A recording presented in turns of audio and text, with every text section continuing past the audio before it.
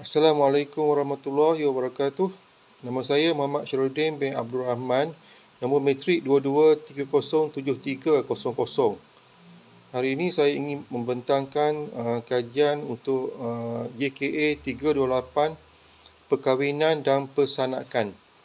Kajian ini meneliti silah keluarga 3 generasi menggunakan pendekatan antropologi sosial bagi memahami struktur kekeluargaan, sistem kekerabatan dan perubahan sosial dalam masyarakat Melayu moden. Fokus utama kajian ialah keluarga nuklear, sistem keturunan patrilineal, perkahwinan monogami dan perkahwinan atas dasar cinta. Melalui analisis silah keluarga yang melibatkan generasi datuk dan nenek, ibu bapa serta generasi responden, kajian ini menunjukkan bagaimana nilai tradisi dan unsur kemodenan saling berinteraksi dalam institusi keluarga. Di sini saya ingin jelaskan sikit tentang keluarga saya. Keluarga saya boleh dijelaskan sebagai keluarga Melayu moden yang mengekalkan nilai tradisional sambil menyesuaikan diri dengan perubahan sosial semasa.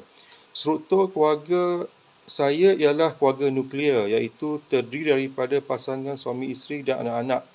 Namun hubungan dengan keluarga besar seperti ibu bapa dan saudara mara masih kekal erat melalui sokongan emosi, kunjungan dan komunikasi berterusan. Dari sudut antropologi, keluarga saya mengamalkan sistem keturunan patrilineal di mana garis keturunan, nama keluarga dan identiti diwarisi melalui sebelah bapa. Ini menunjukkan kesinambungan tradisi dan legasi keluarga merentas generasi. Pada masa yang sama, perkahwinan dalam keluarga saya adalah monogami dan berasaskan pilihan sendiri iaitu cinta, mencerminkan nilai moden yang menekankan autonomi individu dan keserasian pasangan. Secara keseluruhan, keluarga saya menggambarkan gabungan harmoni antara tradisi dan kemodenan.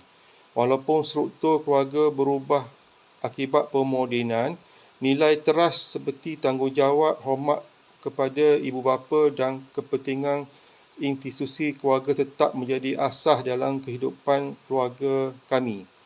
Terima kasih.